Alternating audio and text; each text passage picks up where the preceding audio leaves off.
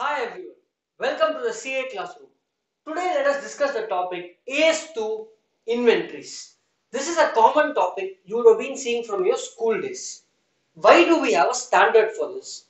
It is mainly to valuate. What is the valuation of an inventory? Now, you all know inventory is an asset which comes on the asset side of your balance sheet. Let us look at what the definition for inventory in AS2 is. The definition is inventory is an asset held for sale in ordinary course of business, in the process of production of such sale, or in the form of materials or supplies to be consumed in production process or rendering of services. Let me give you a small example to understand this definition. Now, let us say Maaza is a juice company. They manufacture PET bottles of mango juice. Now, how does the process work? First, they buy some mangoes. Along with that, they buy some empty PET bottles and some labeling content and some ingredients which are required for manufacturing the juice. Then all the raw materials are sent into the manufacturing unit where juice is manufactured and then packed into bottles. Now with the same example, let us look at this. Inventory is an asset held for sale in ordinary course of business. Now, inventory, once a company manufactures its stock, immediately it will not be able to sell it. There is some time until which it will be held as inventory. So first one, held for sale in ordinary course of business. In this example, this is the Maaza bottle. Once I manufacture the juice and pack it ready for sale, I can just remove the seal and drink it. That is my first point. Held for sale in ordinary course of business, which is nothing but my finished goods of inventory. Next, in the process of production of such sale, every day in this machinery, there might be some juice which is left, or some of these mangoes might be cut and stored in the refrigerator, which will be used in the next day. In the process of production of such sale, which is nothing but the work in progress, juice which is processed but not fully ready for consumption. Next, in the form of materials or supplies to be consumed, let's say mangoes, which is purchased and still sitting in the godown, I have still not used to process it. So in the form of materials or supplies to be consumed in the production process. So what is this? Raw materials. So inventory can be of three types. First part of definition talks about finished goods. Second part talks about work in progress. And third part talks about raw materials. What do you mean in the form of materials or supplies to be consumed in production process? Raw mangoes. Or rendering of services. What do you mean by rendering of services? Now, if you go to a salon, they might have some products like the shampoo or their hair spa and all those treatment products which will be used on customers for the purpose of rendering of services. Until you use them, it is in the form of materials which is nothing but my raw materials. So inventory can be used for manufacturing or inventory can be used also for rendering of a service. So this is the basic definition of inventory. All you need to know here is inventory can be in the form of finished goods, work in progress and raw materials. Now let us proceed to the next section. In the previous section, we had seen what is the definition of inventory. Now let us see what is the most important concept in this standard, valuation. How do I value my inventory? Now, first let us understand the concept of this. As on balance sheet date, let's say I have closing stock 1 lakh units whose selling price is 120. Now, the concept is value something, valuation is either at cost or NRV, which is net realizable value. So inventory will be valued at the lower of cost or NRV. This is a principle we've been seeing right from your school days. Also in AS1 discussion, in the concept of prudence, we had understood why inventory is valued at lower of cost or NRV. What is the main reason? Even though selling price is 120, let's say cost is 100 and profit is 20, I am very sure I am going to sell this on 1st April. But still, basic accounting concept is do not account future gains, only account future losses. Therefore, it says you cannot recognize profit until you sell the stock, record it only at the cost or NRV. Now, what is this cost and NRV? We will be seeing this in detail. End of the day, you have to compute what is the cost. Let's say cost is 100. Net realizable value, meaning if I sell my inventory today, now how much will I get? Let's say I will only get 90. Even though the cost is 100, let's say the demand for the product is so less that you will only get 90 if I sell it today. Therefore, inventory will be valued only at 90 because the true value is only 90 and not 100. Even though I have spent 100 rupees for this, if you sell this, I will get only 90 and hence you will value at 90. However, if NRV is 130, if I sell today, I will get 130. But am I going to sell? No. So how much have I spent? Only 100. So value at 100. This is the principle behind lower of cost or NRV. Now, if they give you the cost and NRV, it is very simple. We will see what is lower and take that up. However, standard gives some guidelines as to what to consider for cost and what to consider for NRV, which we will be discussing now in the next section. In the previous section, we had discussed inventory is valued at lower of cost or NRV. Now let us look at what are the components in cost and what do I include in cost and what will be excluded in my cost. Now, let's say this is a factory building and goods are coming from outside. Raw materials comes in, it gets processed within the factory and then goods are sent to the godown as finished goods. Now what all cost do you think will be incurred for this goods and what will be included in my cost? Purchase cost. What is purchase cost? How much ever you pay to the supplier, amount that you pay to the supplier including your taxes. However, if there are any taxes where credit is available like GST where you can take credit, that part will be excluded from your cost. What are the other costs you will incur before the good reaches your factory? Transport cost, if any insurance cost, loading and unloading charges, carriage inwards, all this will be part of your purchase cost which will be included. What will be excluded from your purchase cost? Sometimes we get some discounts like trade discount, all those things, rebate, duty drawbacks, the ones which you pay which will be refunded to you in the future by the government, all those will be excluded. Why are we excluding it? Because we have not paid for it. Discount, you have not paid for it, so remove it. GST credit, you have paid but you will get refund again in the future when you sell the goods. Customer will pay it back to you, so exclude it from your cost. Only include those items which you have actually spent from your pocket and which will not be reimbursed. Next, coming to conversion cost. Once goods reach your factory, you need to process your raw materials. That is my conversion cost. Cost required to convert my raw materials into my finished goods of inventory. What is my conversion cost? You would have seen in costing, cost sheet, direct cost. The cost sheet statement, direct cost will be included. Coming to indirect cost, overheads.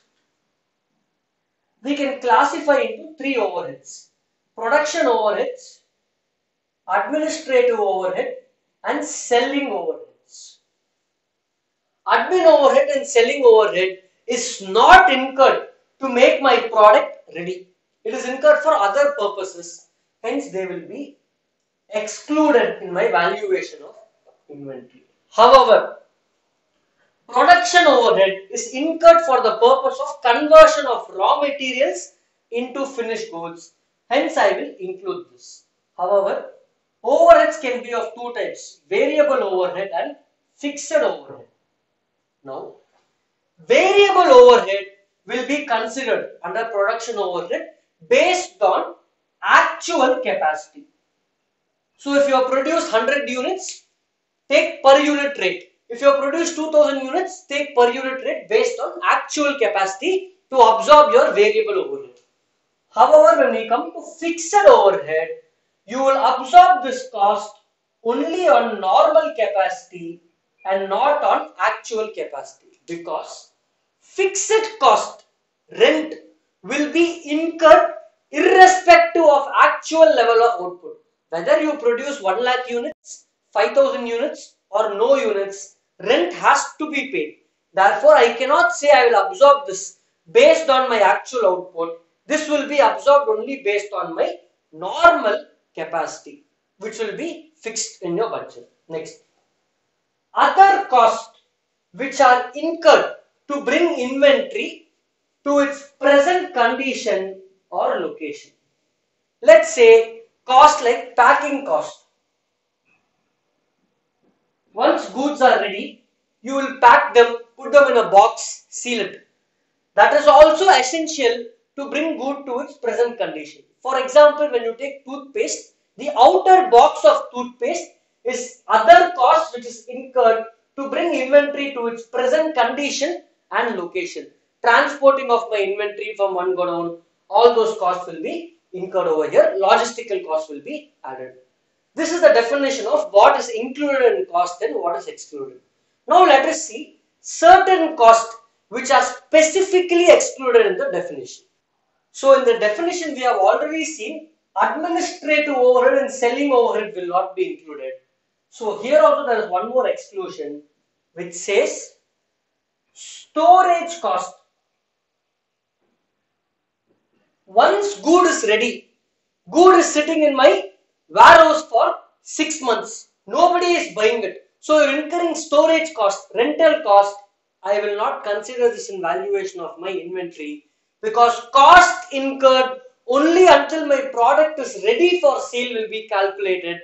Other cost will not be included. Next, abnormal loss. Let's say during production there was a small mishap and a lot of stock fell down and broke and got destroyed. Now, will this cost be included in my other cost of inventory? No. They say only normal loss which is expected when you during your production can be absorbed into your cost, and abnormal cost will not be included. Next, interest on borrowings. Let's say for the purpose of your manufacturing inventory, you are taken a borrowing loan and you are paying interest on that loan. Can I include that in the part of my cost? For that you have to refer to AS 16. If AS 16 considers my inventory asset as a qualifying asset, then interest can be included in your cost, capitalize here with the cost, or else interest will be charged to your profit and loss account. So this is overall summary about what is cost, what will be included and what will be excluded from the valuation of inventory. Now let us look at what is NRV, what to include in NRV. In the previous section, we have understood what is cost comprehensively and what is included in cost and what is excluded in cost. Now let us see what is NRV, net realizable value. Let's take a small example to understand this. Let's say you have a mobile phone which has a small crack on the screen and you have used it for hardly 1 year. Now, you want to sell this phone. You can sell it as it is, but the value you realize might be very minimal. So what you will do, you will spend a couple of thousands, say 2 or 3,000 to repair the screen of the phone, and then you will put an ad on any website and the website might charge a very small nominal amount of, let's say, 100 or 200 rupees for putting the advertisement on the site, and you will sell this mobile phone to anybody. And let's say you realize around 15,000 on sale of this phone. Now, exactly is what NRV is about. Net realizable value is the estimated selling price in ordinary course of business. If you sell your phone with the crack, you might realize around 7 or 8,000. But if you make some repair and make some proper fixing to it, you can sell it for around 15,000. But to be able to sell it for 15,000, what did you do? Estimated cost of completion. Fixing your screen, 2 to 3,000. Website advertisement, cost necessary to make the sale. Generally, you will have some brokerage charges. To find a buyer, you might have to incur some cost. That is the cost necessary to make the sale. So, generally, if you are going to sell a finished goods, for NRV, you will have the first bucket. Finished goods are already ready. Therefore, estimated cost of completion will be nil. And cost necessary to make the sale will be some amount.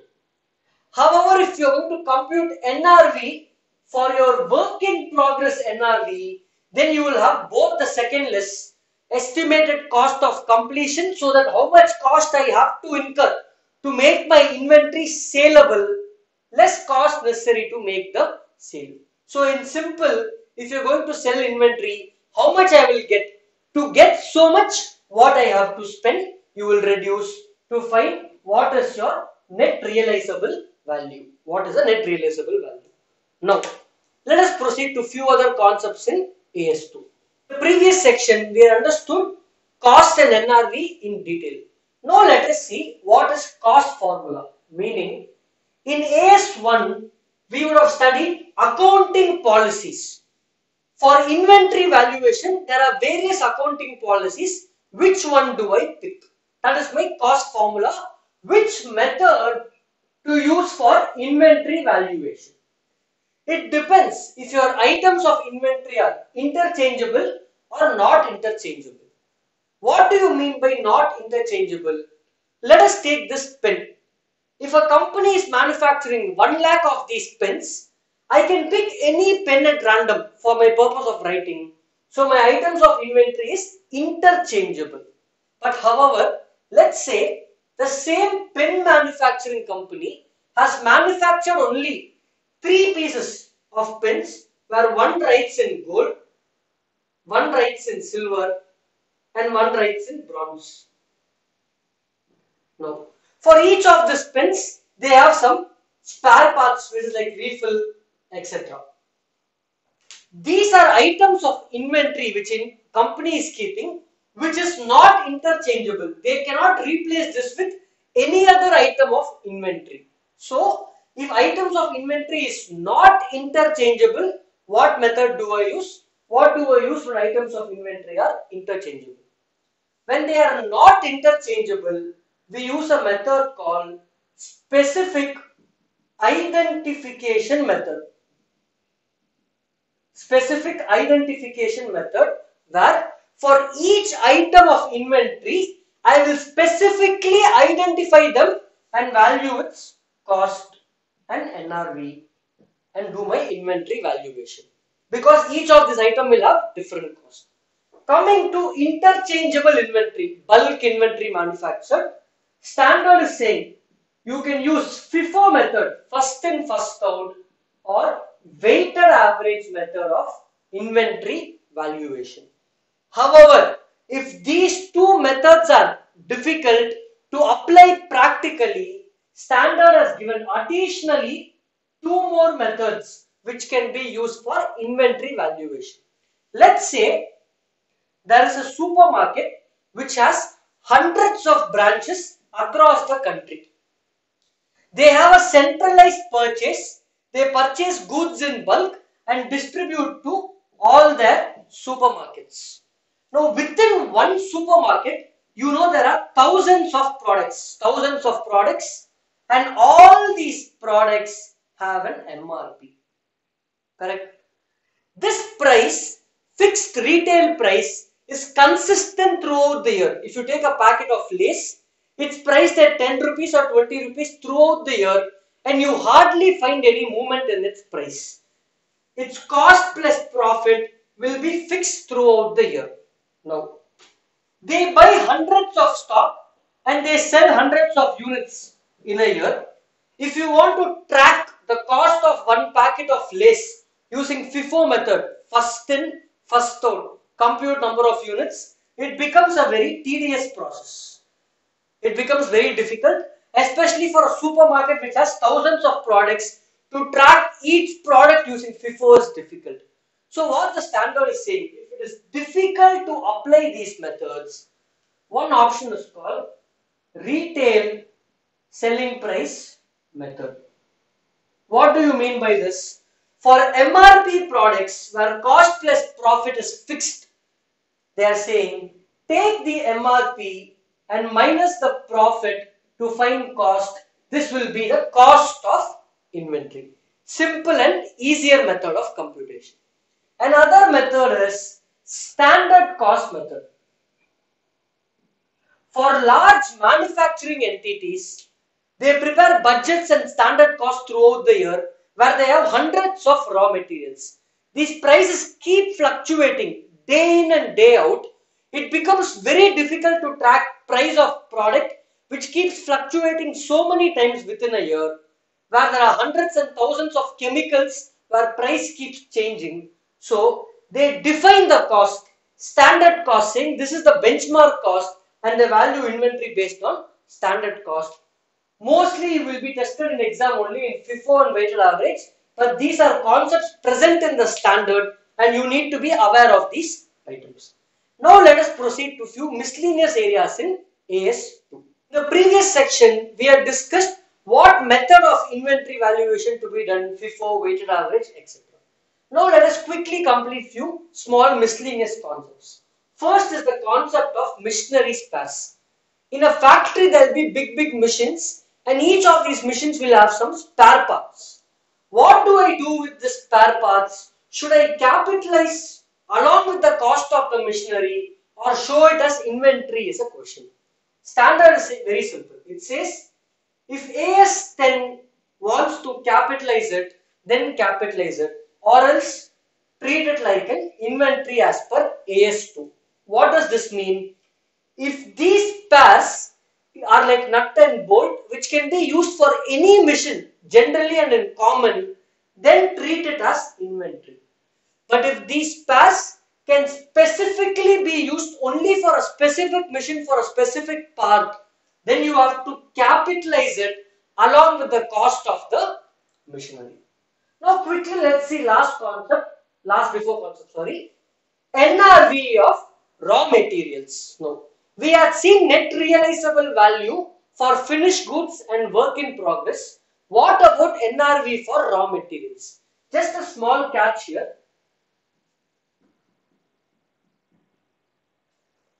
Raw materials will be used in finished goods. If such finished goods are sold at or above cost, then raw materials can be valued at cost. However, if raw material is used in a finished goods and such finished goods is sold at below its cost price, below its own cost price, then raw material inventory has to be valued at replacement cost. So to summarize, if finished goods where raw materials is used is sold at or above cost, then raw materials will be valued at cost. Which raw materials? The other raw materials which is sitting as inventory in the books of the company. However, if the finished goods where raw materials is used is sold at below the cost, then the other raw materials which is there in the books of accounts as inventory will be valued at replacement cost. Coming to the last concept, joint product versus byproduct. Let's say there are three products A, B and C which are joint products. I am jointly manufacturing them. So there is a common cost and then it gets split into three products A, B and C. Specific cost after the split can be easily identified for A, B and C. However, the common cost which is incurred for the three products, how do I split between them? The standard says allocate them between the products on a reasonable and consistent manner. What is reasonable and consistent manner? At this point, if I can find the sale value or NRV either for A, B or C, in that ratio allocate between A, B and C. So, sale value or NRV at split off point for the three products, in that ratio please allocate the common cost between A, B and C. Let's say A, B and C are there, where C is a byproduct. What do you mean by byproduct? You don't intend to manufacture it, but because of the nature of the manufacturing process, you get another product which has a value. What the standard says is, out of the total common cost, let common cost be X. C will be sold as scrap because it's a byproduct, or it will generate some small revenue, call it Y. From the common cost X, remove Y. The balance allocate between both the byproducts in a reasonable ratio. So this is how to allocate cost for joint and byproducts. So in overview, inventory valuation is all about what to consider for cost and what to consider for NRV and take the lower values, and accounting policy, which method of inventory valuation I have to choose. We will be solving a few sums in the live class. Thank you.